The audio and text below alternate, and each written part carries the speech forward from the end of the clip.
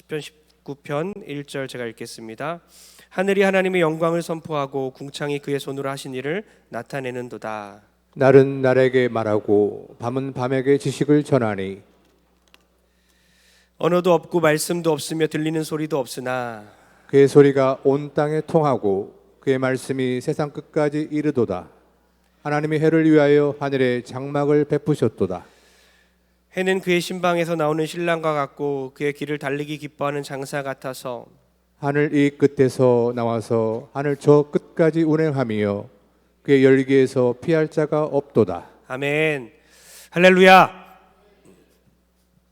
우리 금요성령 집회가 점점 연령층이 좀 평균적으로 젊어져야 합니다. 예, 우리가 다 점점 하루하루 1년 1년 나이가 들어가지만 우리 젊은 세대들이 더 나오고 청년들, 우리 청소년부, 또 초등부, 유치부까지 나와서 함께 예배하는 그런 금요성령 집회를 전 만들고 싶습니다. 함께 도와주시기 바랍니다. 그러기 위해서는 저도 이렇게 노력을 하고 발악을 하고 있습니다. 예, 나름대로 머리도 이렇게 좀 대충대충, 예, 그리고 옷도 좀 이게 젊어 보이려고 하는데 뭐 몇 주 전에 우리 초등부 1학년짜리 어떤 우리 여학생이 엄마, 목사님 머리 왜 저래요? 목사님 머리 왜 저래요? 예, 우리 찬양도 많이 들었으면 좋겠어요. 우리 옛날 찬양만 하지 마시고 또 찬송가만 하는 게 아니라 CCM 요즘 거 많이 들으시고요.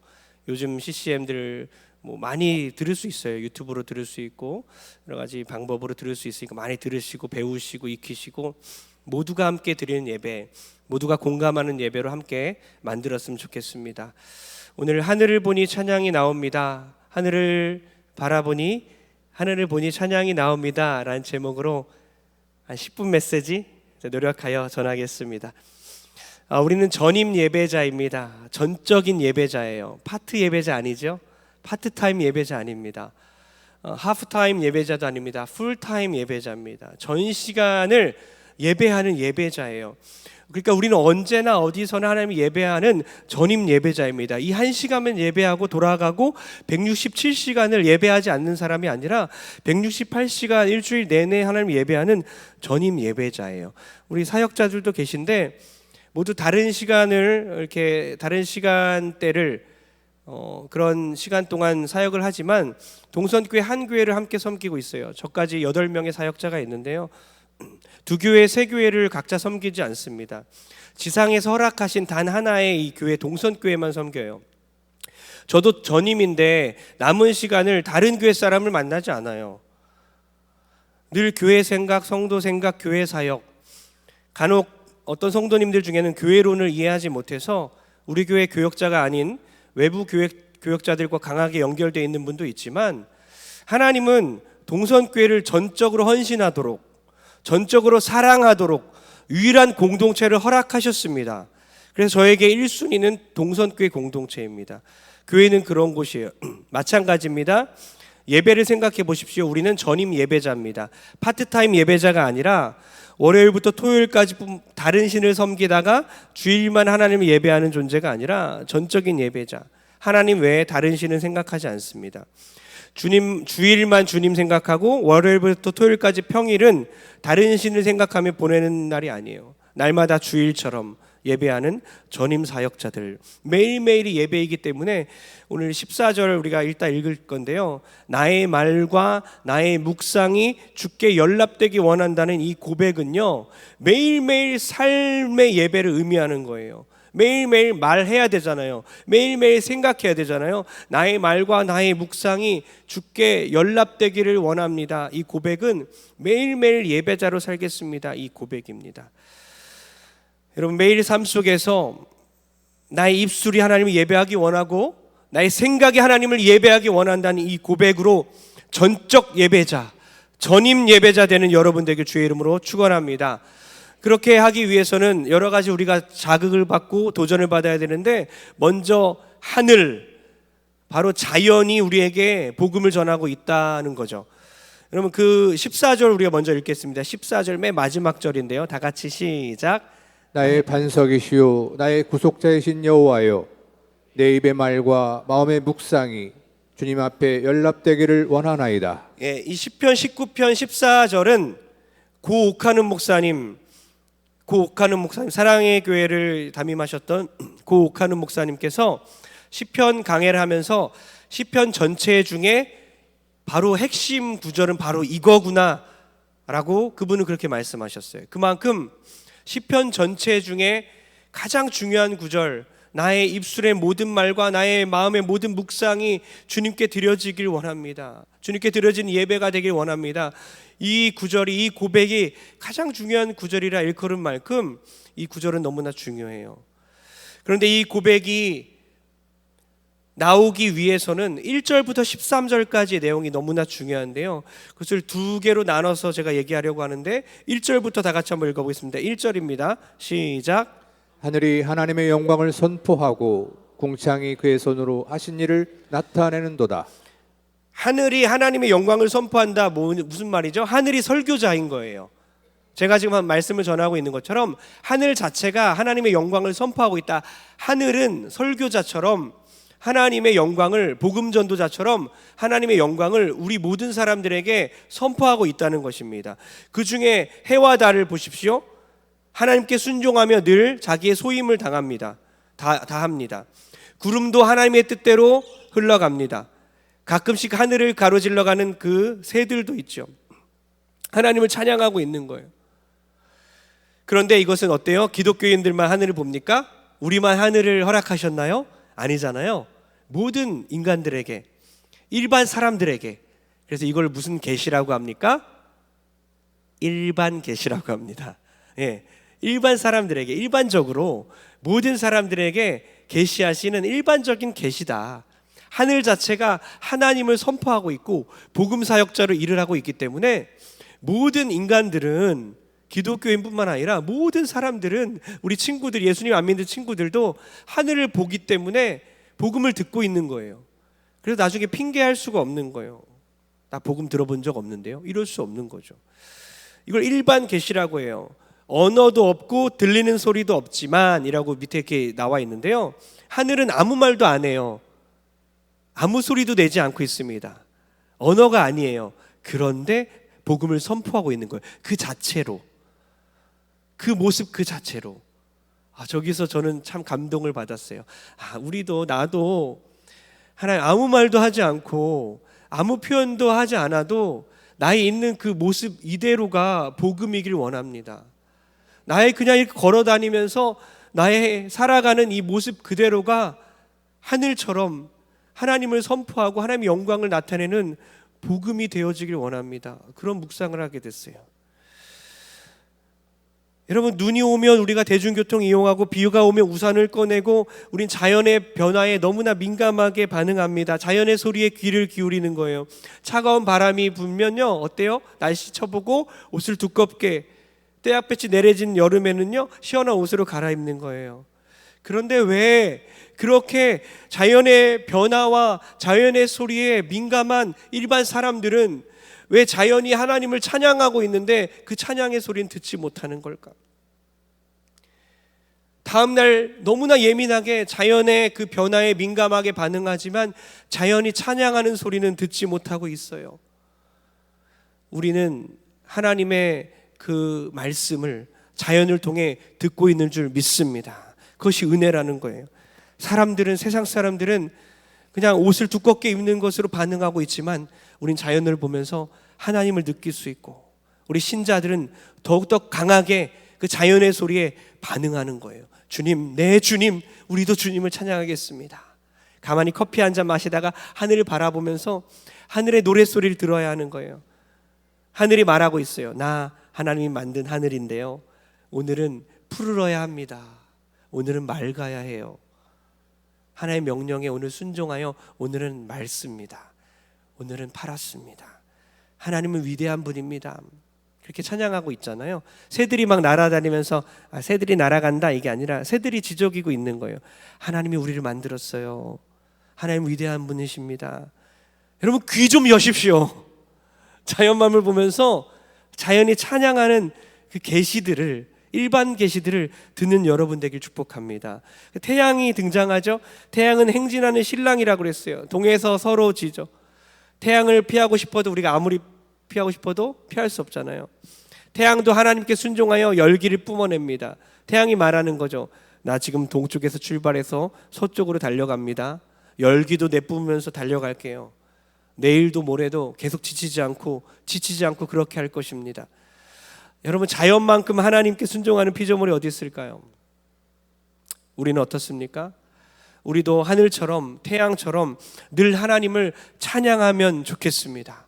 하나님께 순종하면 좋겠습니다. 하나님의 영광을 늘 선포했으면 좋겠습니다. 시편 19편에 관련된 찬양이 많이 없어요.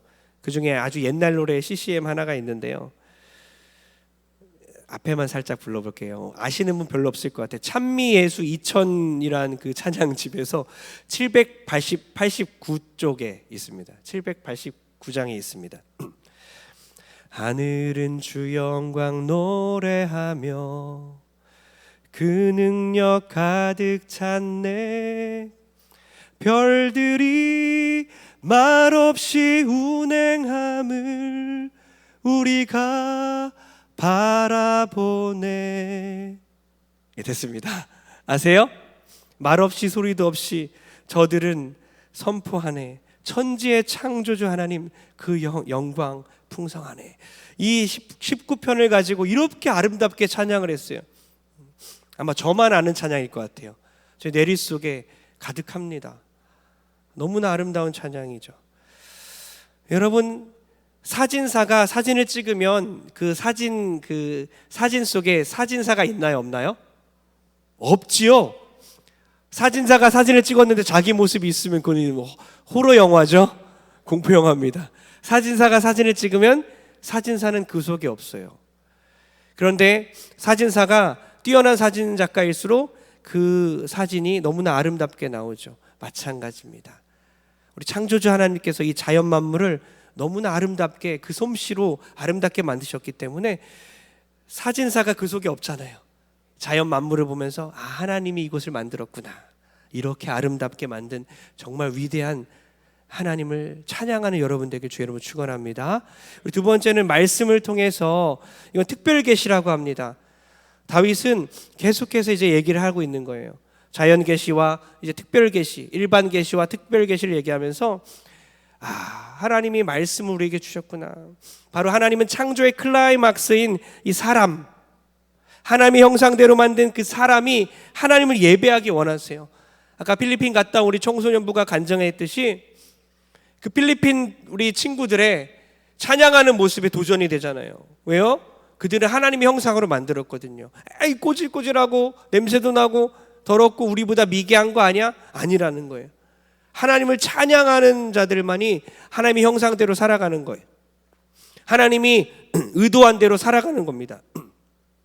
아무리 선진국에 살아도, 아무리 잘 먹고 잘 살아고 몸에 막 기름기가 흘러도, 윤기가 막 나도 하나님을 찬양하지 않는 자들, 하나님을 예배하지 않는 자들은 창조주의 목적대로 살지 않는 겁니다. 생각해 봤어요. 늘 저는 이런 생각을 해요. 자연 만물이 하나님을 찬양하는데 우리는 뭐지? 우린 자연보다 못하네. 새들보다도 못하네. 새들 지저귀면서 하나님 만든 목적대로 살아가면서 하나님을 선포하는데 우린 뭐지? 이런 생각도 해봤어요. 두 번째로 이런 생각 해봤어요. 벌레만도 못하네. 벌레는 죄 짓지 않잖아요. 죄 짓지 않잖아요. 죄 짓는 벌레 있어요? 찾아본 적 있나요? 한 마리라도 잡아와서 저에게 보여주세요. 보여주면서 나보다 죄를 짓습니다. 못해요. 한 마리도, 이 수많은 벌레 중에 한 마리도 우리보다 죄를 짓지 않아요. 그러니까 찬양으로 보면 자연보다 우리는 못하고 죄의 측면에서 봐도 우린 벌레만도 못해요. 그런 생각을 하다가 그러나 우리가 왜 특별할까? 그렇게 이 벌레만도 못한 인간이 왜 특별할까? 하나님의 형상대로 만들었기 때문에. 벌레는 하나님의 형상대로 만들지 않았거든요. 우리가 하나님의 형상대로 만들었기 때문에 우린 특별하구나. 우리 하나님을 예배해야 되는구나. 그리고 우리에게 특별한 계시를 주셨어요. 그 계시가 뭐죠? 특별 계시? 바로 성경입니다. 일반 계시는 자연이고요. 자연을 통해 하나님 알 수 있고 특별 계신 성경을 통해 우리가 하나님 알 수 있어요. 창조의 클라이막스인 우리 인간들, 비록 때로는 자연 만물보다 찬양도 못하고 때로는 벌레보다도 죄를 많이 짓고 있지만 하나님 우리를 하나님 형상으로 만들었고 특별 계신 성경을 인간에게만 허락하셨구나. 8절을 다 같이 한번 읽겠습니다. 시작. 여호와의 교훈은 정직하여 마음을 기쁘게 하고 여호와의 계명은 순결하여 눈을 밝게 하시도다. 아멘. 정직하다는 옳고 바르다는 뜻이에요. 하나님의 말씀은 우리를 옳고 바르게 인도하고요. 그리고 하나님의 말씀을 순결해서 우리 눈을 밝게 하는 거예요. 어디로 가야 할지를 알려주는 것입니다. 내 뜻대로가 아니라 하나님 뜻대로 하겠습니다. 말씀을 들으면서 하나님 오늘 내가 하나님 뜻대로 살겠습니다. 교회에서도 내 뜻이 아니라 하나님 뜻이 더 중요합니다. 하나님 뜻대로 살겠습니다. 말씀대로 살겠습니다. 그럼 우리 모든 성도들 되길 주의 이름으로 축원합니다. 그러면 제가 이제 30살 때쯤에 미국에 유학 가서 이제 영어 학원을 미리 갔어요. 학교를 이제 학교 붙었기 때문에 미리 스피킹 연습하려고 준비하려고 갔는데 학원에서 깜짝 놀라는 장면이 있었어요. 땡자 막 놀면서 저는 뭐 그때도 새벽 예배 가서 새벽 예배 어디를 다니고 있었기 때문에 새벽 예배 갔다가 그것으로 저에게 하루 예배가 끝났습니다. 주일 예배 말고는 예배가 없었고 뭐 수요일 금요일 예배 말고는 없었기 때문에 낮에 내가 예배할 생각 자체가 없었어요. 그런데 학원에 어떤 공간, 조그만 공간을 봤는데 문이 닫혀 있어서 못 들어가고 있었어요. 공부하러 갔는데 딱 보니까 이슬람교도 여자가 이게 무릎 담요 같은 거 깔고 절을 하고 있는 거예요. 자기가 믿는 신에게 하루에 3번씩 정해진 시간에 정말 저는 망치로 한 대 얻어맞는 것 같았습니다. 나는 뭐 하고 있지? 나는 삶의 예배가 없나?